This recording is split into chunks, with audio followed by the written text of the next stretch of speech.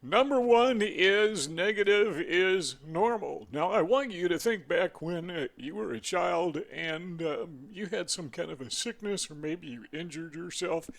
And what was the response of your parents? Well, if they were good parents, chances are they showered attention on you that you didn't get otherwise. So maybe you tripped, skinned your knee, went home crying, a little 4 or 5 year old kid, whatever, and mom or dad took you aside and treated your knee and hugged you and tried to get you to stop crying. That's what parents are supposed to do because, well, you're a 4 or 5 year old kid. You need that kind of attention. But here's the problem. We never grow out of that. We learn very early that the way to get attention and sympathy and affection is to be hurt. So we grow up liking to be hurt. That sounds a little bit counterintuitive, but when you stop and think about it, we like being hurt. Okay, what's that have to do with Asperger syndrome? Well, when we're kids, we're often abused because of, we were rather often abused because of our peculiarities. But as children, it wasn't very frequently that people would even notice, let alone care about us.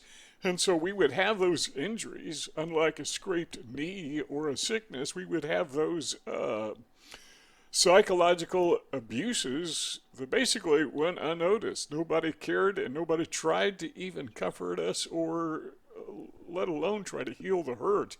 So we just kind of stuck with those scraped knees, those psychological scraped knees, even into adulthood.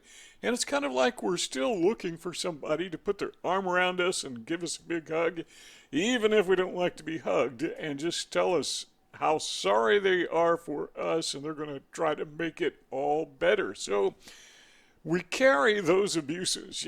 When you were bullied as a kid or when you were just ignored as a kid, we carry those abuses, those hurts, those scraped knees into our adult lives with us. And that's kind of normal because I know I've mentioned before when I was a pastor of a church for like 12 years, one of the things that I learned was people like to be hurt. They like to be offended because when they were hurt or offended, well, they got attention. Like little kids, people would say, oh, well, somebody hurt you. Have you ever been maybe in an argument with somebody and this other person that you're arguing with, when a third party came along, all of a sudden they stopped arguing. And instead they started crying, trying to make you look like the abuser, and they were so hurt. You know why they do that? They do that because it elicits sympathy. And that's just very normal, even with adults, even if you are not an Aspie. People are by nature negative. We think negative thoughts. We're going to talk about that a little bit more in detail in just a moment, but let's go on to number two. Not only do we think negative thoughts, but we retain negative biases. Now, this transcends those hurts that we had in childhood and learning to like to be hurt, but it transcends even that. I heard a psychologist on the TED Talks YouTube channel. In fact, I just heard her earlier this morning. And what she had to say was very applicable to what we're talking about today. We conducted another experiment. This time we told participants about the current governor of an important state who was running for re-election against his opponent. We again had two groups of participants, and we described the current governor's track record to them in one of two ways. We said that when the current governor took office, statewide budget cuts were expected to affect about 10,000 jobs. And then half the participants read that under the current governor's leadership, 40% of these jobs had been saved. And they like the current governor. They think he's doing a great job. The rest of the participants read that under the current governor's leadership, 60% of these jobs had been lost. And they don't like the current governor. They think he's doing a terrible job. But then, once more, we added a twist. For participants in the first group, we reframed the information in terms of losses. And now they didn't like the current governor anymore. And for participants in the second group, we reframed the information in terms of gains. But just like in the first study, this didn't seem to matter. People in this group still didn't like the current governor. So notice what this means. Once the loss frame gets in there, it sticks. People can't go back to thinking about jobs saved once they've thought about jobs lost. Okay, now let's make some real-world application of what we just learned. Let's say that the negative is not about poll numbers or the economy, but the negatives are about you. Let's say that somebody said something very critical about you behind your back. People tend to believe that. That's the way we are hardwired. Now, years ago, when I was first pastor, when I took the church for the first time, within the first week or two, there was one of the deacons of the church came to me, and he was talking about another one of the men in the church. These were basically middle-aged men, maybe 40s, 50s, and he told me that I need to watch out for this guy. He wasn't detailed, wasn't particularly critical, but he just kind of had that, watch your back. This is not somebody you can really trust. That was the impression he put in my mind.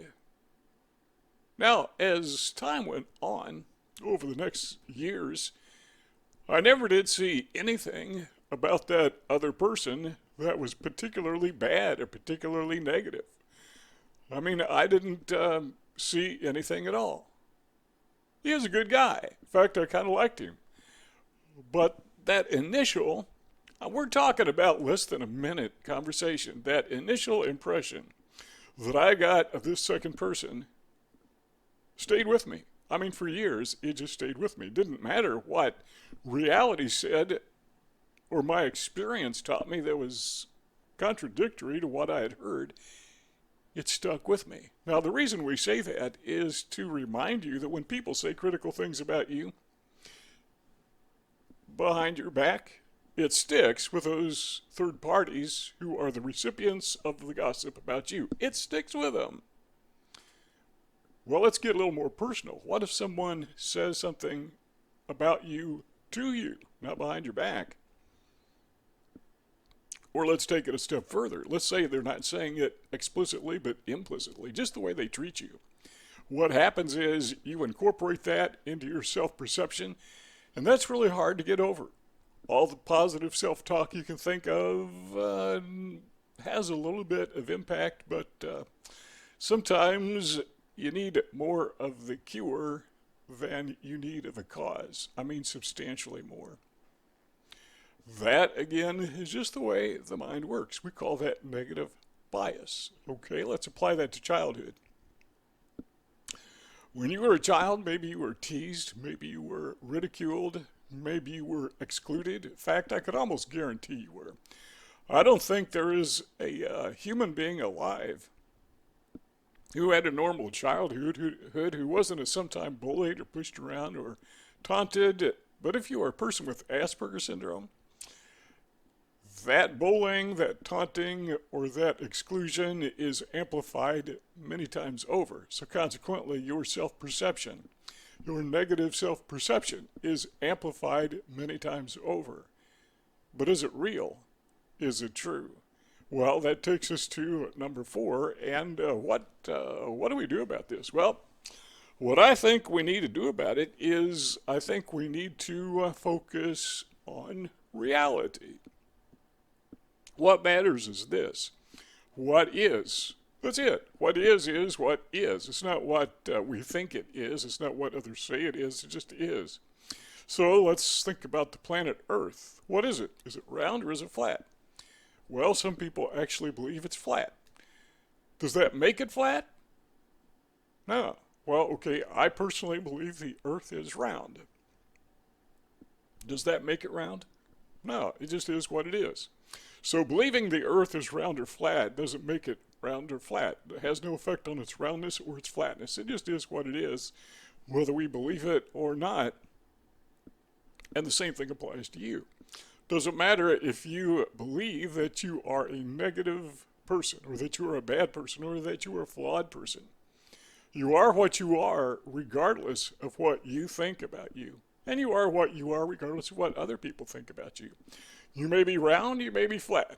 Not literally, you know what I mean. But you could be one or the other, or being human, you could be whatever you are. Your belief system has no bearing on reality other than it can affect your way of thinking, your self-perception about you. Okay, well, how do we align our self-perception with reality? Well, there's a couple little things we can do. Number one is we can just take notes. I mean, we've talked about this in past videos, but we can just write down the reality, the positive things that we have experienced in our lives. Because I guarantee you, somebody says something hateful to you, you're going to take a mental note of that. Can't help but do it. It's the way we're hardwired. But if somebody is particularly kind to you, or just not abusive, we typically don't take a mental note because that does not make an impression on our minds. But we need to impress our minds with that. So how do you do that? Well, we do that by journaling. Just take out a piece of paper, maybe get on the computer, where whatever you happen to have, whatever device is most readily available to you, and focus on it. Now, you can think about it if you want to, but the best way to think about it and to truly focus on it, in my opinion, is to engage your brain with your fingers. And let your fingers do the talking. Type about those positive experiences. Write, if you prefer, on a piece of paper about those positive experiences. Why are you doing that? Why do we do that? Because it reinforces reality. Otherwise, everything is negative, everything is bad, and that, my friends, is just not the truth. Everything is not bad all the time, even though we tend to think about it. Now, another trick we can do is we can talk to other people. Now, if you have Asperger syndrome, you probably don't have a broad circle of individuals who are available to listen, so you can still talk to people if you want to, but if it's uncomfortable, then maybe just talk out loud to yourself. I suggest when you do that, you might want to be alone, otherwise people think you're a little crazy. Now, you may not care because they think you're crazy anyhow, but why not? Who's stopping you? Get alone somewhere and just verbalize, this is a positive thing that happened to me today. Now, you can talk about the negative things too, because the objective here is to be objective. It's not to be positive or negative, it's to be real. But the reason we don't write about the negative things, even though sometimes we do, or we don't hyper-focus on the negative things, is because that just happens automatically. It's already in our brain. We don't need to re-put it and reinforce it. So another thing that we can do is kind of what I've already alluded to, and that is just positive self-talk. When I say positive, I should correct that. And I should phrase it as reality self-talk. Because again, the objective is not to be positive or negative. The objective is to be real. What do we mean by that? Okay, let's put it in this context. Have you ever baked a cake? I got to admit, I'm good at eating cake. I'm not particularly good at baking them. I don't think I am. I've never tried, so I'm just guessing. But if you are a balanced thinker, let's keep everything in balance, positives and negatives. But we're going to apply this to a cake. So you want to be balanced, so you take a pound of eggs, take a pound of flour, take a pound of sugar. I don't know what else you put in cakes. I never bake them. But all right, so you get a pound of eggs, pound of sugar, pound of flour. That's going to make a pretty good cake because it's all balanced, right? It's all equal. You get as much positive as you have negative. I don't think that's how you bake a cake. I think it needs to be correct, proper, proportionate. You have to have the correct amount, what is appropriate. So what is reality? It's not half good, half bad. It's not 100% positive, and we're going to reduce the negative to maybe 1%, just a pinch. Pinch of salt, pinch of sugar. Okay, that's not going to work either. It's got to be accurate. And that is how we get from childhood abuse and the after effects to reality. Put everything in proportion and just acknowledge it. But say this to reemphasize. Sometimes we got to write it down. Now you will see those two rectangles on your screen.